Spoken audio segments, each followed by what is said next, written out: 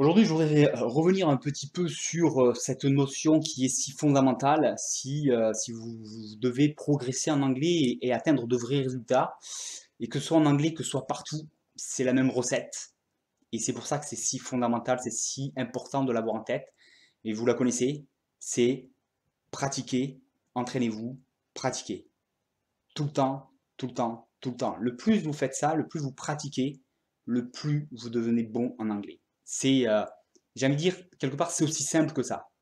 Donc, vous savez, j'en parle régulièrement dans les vidéos, c'est vrai qu'il y a pas mal de choses qui nous arrêtent et on est frustré parce qu'on ne comprend pas, on n'ose pas parce que on a l'air un peu stupide quand on parle ou en tout cas on se sent un peu stupide. Hein. C'est tout ça, c'est dans notre tête. Mais voilà, il y a plein de choses, plein de barrières qui nous arrêtent et puis encore une fois, bah oui, c'est vrai que le système dans lequel on a évolué nous a pénalisé hein, à chaque fois que qu'on ne savait pas, qu'on ratait, qu'on faisait une erreur et c'est vrai qu'on vit beaucoup dans cet état d'esprit de je réussis, c'est super, c'est bien, je le montre à tout le monde. Je réussis pas, j'ai honte et c'est un échec. Alors que la clé de tout apprentissage et n'importe quelle personne qui a un peu investigué le milieu de l'apprentissage en vient très simplement aux conclusions que la meilleure façon d'apprendre, c'est échec et erreur et essai et erreur. On va y arriver, voilà.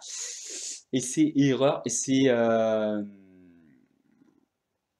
meilleure façon de réussir. Donc euh, voilà, pratiquer, pratiquer, pratiquer. Moi, je lis des livres en anglais sur des sujets qui n'ont rien à voir. Hier soir, ou avant-hier, je sais plus, je rigolais un peu parce que je voyais exactement ça en anglais. Practice, practice, practice. Alors ça me fait beaucoup rigoler parce que j'ai dit ça en anglais la dernière fois sur une des dernières vidéos.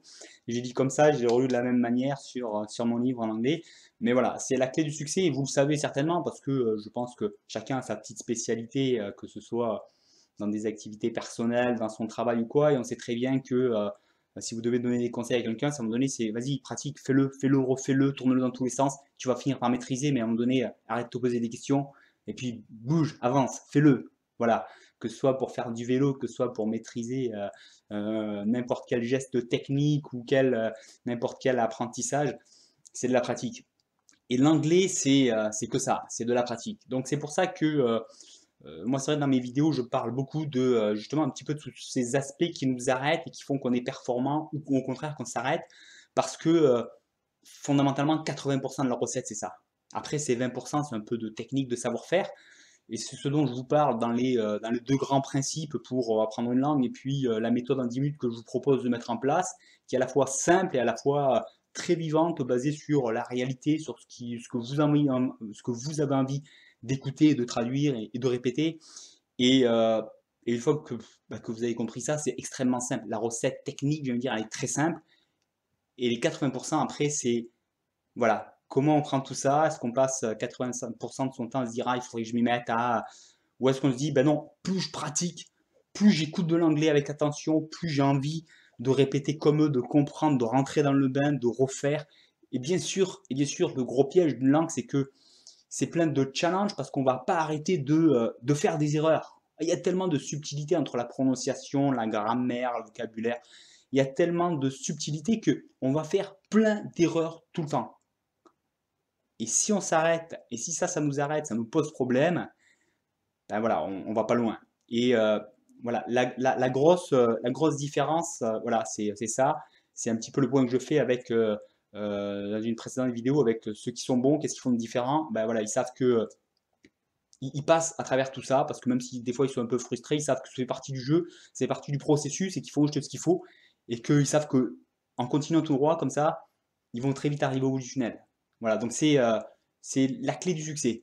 Vraiment, c'est la pratique. Donc je pense c'est bien de le comprendre intellectuellement. Après, je pense c'est bien au quotidien de se rappeler ça, c'est plus je pratique, plus je suis bon. Écouter l'anglais, je suis meilleur à l'écoute. Parler anglais, je suis meilleur à formuler des phrases. Essayer, même si j'arrive pas, c'est pas grave. À chaque fois que j'essaye, mon cerveau enregistre ce mécanisme. Il a besoin de savoir comment on agence tout ça. Donc je vais être beaucoup plus réceptif, beaucoup plus ouvert quand je vais trouver des réponses à tout ça. Prononcer, répéter à voix haute ce que je viens d'entendre, je suis meilleur dans ma prononciation. à chaque fois que je pratique, je suis meilleur. Et si vous êtes capable de vous répéter ça, parce qu'il faut un petit peu se le remettre en tête, beaucoup se le remettre en tête, si au quotidien vous êtes capable de vous rappeler ça, chaque fois que je pratique, je deviens meilleur. Et vous féliciter à chaque fois que vous avez pratiqué, vous dire, je viens de pratiquer, je deviens meilleur. Mais je pense que tout ça, c'est un état d'esprit qui se met en place. Et ben voilà, quelque part, c'est un super parcours, parce que non seulement vous rentrez dans un monde génial qui est de parler une autre langue, mais en plus, vous vous remettez des principes à la fois fondamentaux et très simples pour vraiment avancer dans n'importe quoi, dans votre vie, et sans aucune pression, parce que là, vous le faites pour vous-même, pour votre plaisir. Apprendre l'anglais, c'est, voilà, vous n'avez aucune contrainte, même si après, il faut le parler pour votre travail, pour vos études. Oui, mais là, quand vous le faites tout seul, chez vous, comme vous voulez, c'est 100% pour vous, de la manière qui vous plaît. Donc ça, c'est génial, vous pouvez le faire vraiment dans une super condition, et puis atteindre les résultats que vous voulez. Il ne tient qu'à vous. Donc pratiquez. N'hésitez pas à me laisser vos commentaires. Qu'est-ce qui est un petit peu, comment vous faites pour justement un peu passer ces caps, vous remettre dedans, vous faire plaisir, vous rappeler qu'à chaque fois c'est que du plaisir et que ça se fait bien finalement et que l'essentiel c'est la pratique. Laissez vos commentaires, partagez ça parce que tout le monde va en avoir besoin un petit peu de se remettre dans cet état d'esprit là. Et puis, ben, comme d'habitude, laissez-moi un petit pouce en l'air si ça vous plaît. Inscrivez-vous à la chaîne YouTube, c'est pas encore fait. Et puis on se retrouve très bientôt. Allez, talk to you soon.